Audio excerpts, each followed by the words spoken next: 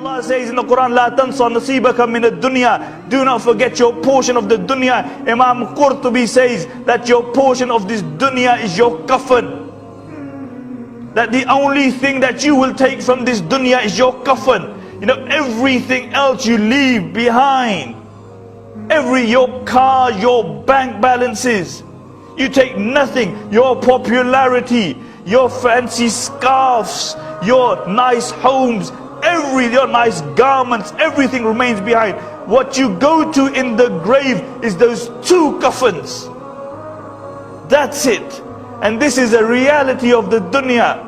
But we are often deceived by the dunya. One of the most beautiful examples, and I've given this example 100 times, of the reality of the dunya is the example given by Imam Ghazali rahimahullah about the dunya. He speaks about a man who's walking through the jungle, and whilst he's walking, he looks behind and he sees a lion chasing him, and he runs and he comes to a well and he jumps into the well, and whilst he's falling, he manages to hold onto some rope, and he breathes a sigh of relief and looks up. He sees the lion hovering over him, waiting for him, and he looks down, and beneath him is a large serpent with its mouth open, waiting for him to fall.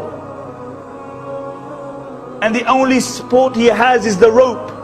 And after a little while, he sees a black mouse and a white mouse set upon the rope, and they begin to nibble it. Above is the lion, beneath is the serpent, and the only support he has is the rope. And now that's being nibbled at. And in front of him, he sees this honeycomb. And he looks at this honeycomb. And then he sticks his finger into that honey. And he takes that honey upon his finger, and he places it upon his tongue. And the sweetness of the honey momentarily makes him forget the lion, the snake, and even two mice. Imam Ghazali rahimahullah says that the lion is death, which is always chasing you. The serpent is your grave, into which every person will fall.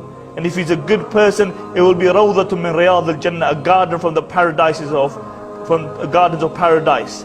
And if he's evil, it will be a pit from the pits of Jahannam.